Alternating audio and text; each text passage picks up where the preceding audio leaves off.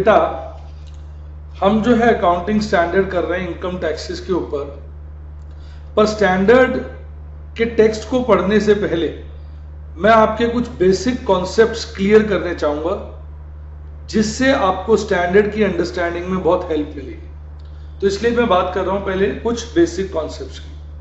सबसे पहले हमें समझना होगा कि what is the difference between accounting profit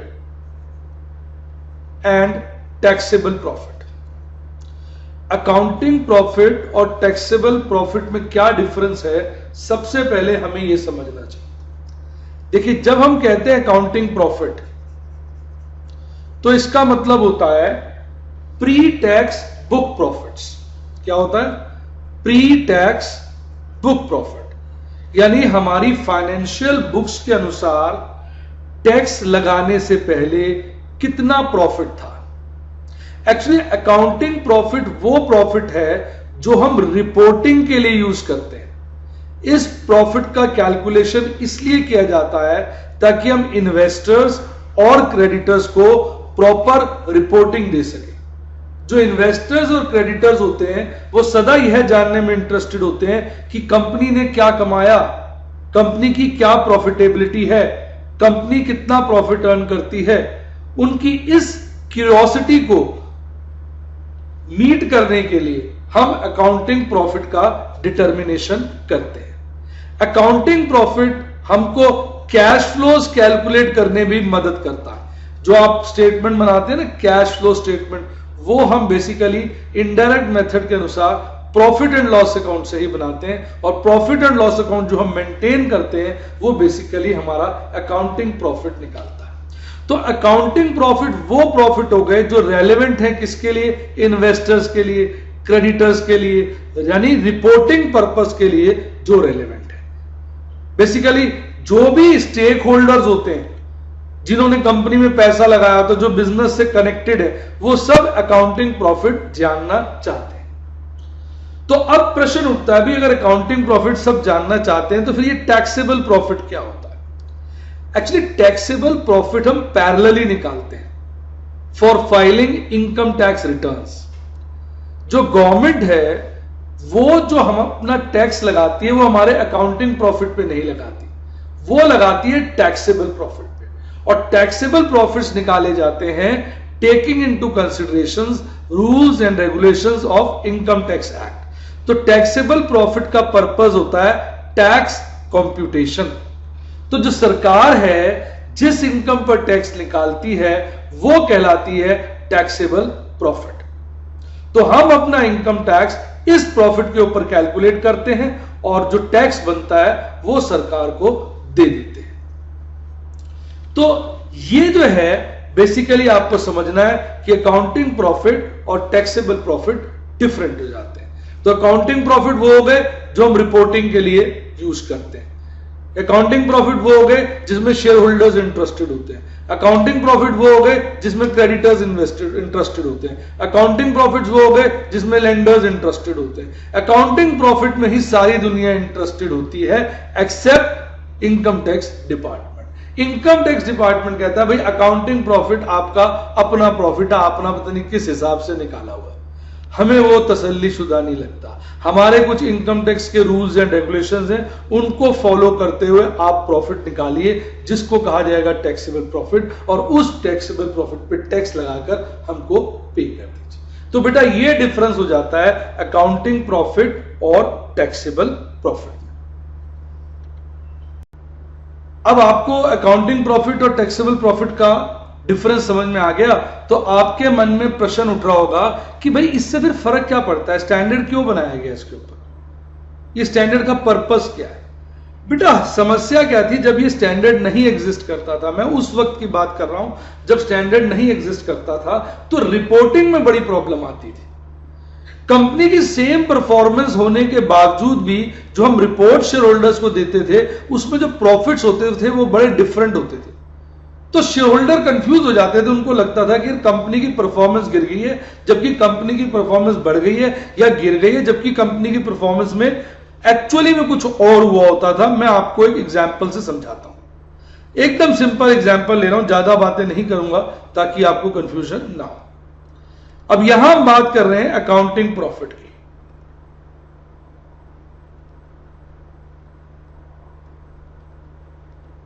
ठीक,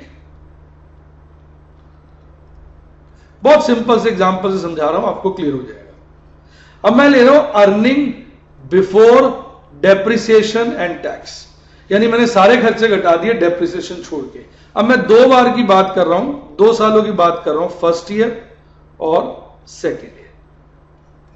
इसमें से मैं डेप्रिसिएशन घटाऊंगा तो मेरी आ जाएगी अर्निंग बिफोर टैक्स, उसमें से मैं टैक्स घटाऊंगा तो मेरी आ जाएगी अर्निंग आफ्टर टैक्स। तो अब आप समझिएगा चक्कर क्या है। देखिए, अब मान लो कंपनी की परफॉर्मेंस दोनों साल की बिल्कुल स्टेबल है, स्टैग्नेंट है, कोई फर्क नहीं है। Earning before depreciation and tax जो कंपनी का है वो 10 लाख है दोनों साल का। अब कंपनी ने कुछ टेम्परेरी नेचर की फिक्स्ड एसेट बनाई है जिसको वो 2 साल यूज करेगी, और उस एसेट्स की जो कॉस्ट है वो मान लीजिए 8 लाख है, और उसको वो 2 साल यूज करेगी। इसलिए स्ट्रेट लाइन के हिसाब से कंपनी जो महसूस करती है कि 4-4 लाख का डेप्रिसिएशन लगना चाहिए ओवर 2 इयर्स। तो इसका मतलब कंपनी के जो अर्निंग बिफोर टैक्स हैं वो हो गए 6 लाख। अब यहां थोड़ी सी समस्या उजागर होती है। क्या, मैं आपको दिखाता हूं। अब जो टैक्स लगता है वो इन प्रॉफिट्स पे नहीं लगता, वो इनकम टैक्स के रूल्स के हिसाब से लगता है। अब अगर मैं इनकम टैक्स के रूल की चर्चा करूं, जिसके लिए हमें क्या निकालना पड़ेगा, टैक्सेबल प्रॉफिट। ठीक है ना, वही 2 सालों का मैं क्या निकालूंगा, टैक्सेबल प्रॉफिट, फर्स्ट ईयर और सेकेंड ईयर। अभी मैं बाकी कोई डिफरेंस नहीं ले रहा, सिर्फ एक ही पॉइंट से डिफरेंस समझाने की कोशिश कर रहा हूं। अब कंपनी की earning before depreciation and taxes कितनी है, 10 लाख, राइट। अब वो जो टेम्परेरी स्ट्रक्चर बनाया था कंपनी, उसको चूंकि 2 साल यूज कर रही थी, इसलिए कंपनी ने 4-4 लाख का 2 साल में डेप्रिसिएशन प्रोवाइड किया स्ट्रेट लाइन मेथड के अनुसार। पर इनकम टैक्स वाले कह रहे हैं क्योंकि ये टेम्परेरी स्ट्रक्चर है, इसको आप 100% पहले साल में डेप्रिशिएट कर सकते हो। एग्जाम्पल के लिए हम ऐसा एज्यूम कर लेते हैं। तो इनकम टैक्स रूल के हिसाब से हम पूरा का पूरा 8 लाख पहले साल ही डिडक्ट कर सकते हैं। तो इससे हमारे अर्निंग बिफोर टैक्स क्या हो गए, 2 लाख और 10 लाख अर्निंग बिफोर। अब ये हमारे टैक्सेबल प्रॉफिट है। ये हमारे कौन से हो गए, मैं एक बार हाईलाइट कर देता हूं, इधर लिख देता हूं ब्लू कलर में। ये हमारे हो गए अकाउंटिंग प्रॉफिट 6 लाख और 6 लाख, और ये हो गए हमारे टैक्सेबल प्रॉफिट, है दोनों ही अर्निंग बिफोर टैक्स। अकाउंटिंग वाली है अकाउंट्स के रूल्स के अनुसार, और 2 लाख और 10 लाख है टैक्सेशन रूल के अनुसार। अब टैक्स मान लेते हैं हम 40% है, तो इनकम टैक्स वाले पहले साल 2 लाख का 40% 80,000 लेंगे, और दूसरे साल 10 लाख का 40% 4 लाख का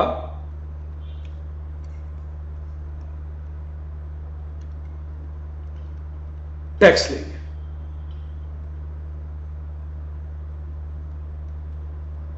ठीक है कि नहीं? वैसे ये मैंने 1,20,000 और 6 लाख निकाला, इसका कोई ऐसा हमें आवश्यकता नहीं है। ठीक है नहीं।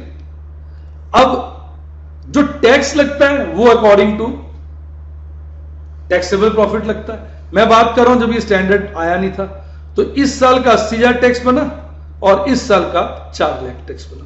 अब ध्यान से देखिए, फॉल्स रिपोर्टिंग नहीं होगी एक प्रकार से। 5,20,000 प्रॉफिट आया फर्स्ट ईयर का और 2 लाख प्रॉफिट आया सेकेंड ईयर। अगर आप ध्यान से देखो कि कंपनी की परफॉर्मेंस में कोई फर्क नहीं है, कंपनी के ऑपरेशंस बिल्कुल स्टेबल हैं, दोनों साल उन्होंने सेम प्रॉफिट कमाया था before depreciation and tax, 10 lakh और 10 लाख, और उनका अकाउंटिंग प्रॉफिट भी, प्रॉफिट बिफोर टैक्स दोनों साल का सेम था, लेकिन टैक्स की बात को कंसिडर करते ही जो अर्निंग आफ्टर टैक्स है, जो शेयर होल्डर को नजर आ रहा है, वो बिल्कुल डिफरेंट नजर आ रहा है। शेयर होल्डर पागल हो गए, वो देख के हैरान हो गए, अरे कंपनी की परफॉर्मेंस तो भयंकर गिर गई है, कंपनी के प्रॉफिट तो आधे से भी कम हो गए। फर्स्ट ईयर में 5,20,000 कमाए थे, उसका आधा 2,60,000 होता है। हाँ, इस साल तो उन्होंने सिर्फ 2 लाख कमाया है। कंपनी के प्रॉफिट्स तो बुरी तरह से गिर गए, कंपनी की परफॉर्मेंस खराब हो गई है, कंपनी के शेयर बेच दो, स्टॉक मार्केट में हाहाकार मच गया, रेट गिर गए, स्टॉक मार्केट फॉल कर गई और शेयर बर्बाद हो गया, तबाह हो गया। शेयर का रेट गिर गया, स्टॉक मार्केट में हाहाकार मच गया। मैं फिर से बोलता हूं, शेयर का रेट गिर गया, स्टॉक मार्केट में हाहाकार मच गया है कि कंपनी के प्रॉफिट बुरी तरह से गिर गए हैं, आधे से भी कम हो गए। लेकिन अगर आप ध्यान से देखें, अपनी दिमाग की आंखों से देखें, कंपनी के परफॉर्मेंस में कोई फर्क नहीं था, कंपनी की परफॉर्मेंस स्टेबल थी। जितना कंपनी ने पिछले साल कमाया था उतना ही इस साल कमाया था। लेकिन हुआ क्या कि जो टैक्सेबल प्रॉफिट है वो वेरी कर गए। रिजल्ट ये हुआ कि पहले साल डेप्रिसिएशन ज्यादा लगा, दूसरे साल लगा नहीं, तो पहले साल के टैक्सेबल प्रॉफिट कम आए, जिसकी वजह से पहले साल का टैक्स कम आया, दूसरे साल का टैक्स ज्यादा आया। इस वजह से हुआ क्या कि कंपनी के अर्निंग आफ्टर टैक्स बिल्कुल भयंकर तरीके से बदल गए। अब बताइए, आपको समझ आया क्या? ये खास बात है, बहुत लोग आपको ये चीज नहीं बताएंगे। ये रीजन था जिसकी वजह से ये अकाउंटिंग स्टैंडर्ड आया। तो स्टैंडर्ड जो भी आया उसका कोई पर्पस रहा है, कोई समस्या रही है, उस समस्या को दूर करने के लिए आया। तो अब आपने समझा कि अकाउंटिंग प्रॉफिट और टैक्सेबल प्रॉफिट क्या होते हैं और किस तरह से टैक्सेबल प्रॉफिट जो है हमारी अकाउंटिंग इंफॉर्मेशन को, अकाउंटिंग प्रॉफिट की जो इंफॉर्मेशन है अर्निंग आफ्टर टैक्स को डिस्टॉर्ट करके प्रेजेंट करते हैं, जिससे जो सीधे साधे शेयर होल्डर्स होते हैं, इन्वेस्टर्स होते हैं, क्रेडिटर्स होते हैं, वो बौखला जाते हैं, घबरा जाते हैं। हाय, ये क्या हो गया, हाय कंपनी तबाह हो गई, हाय कंपनी की परफॉर्मेंस चेंज हो गई।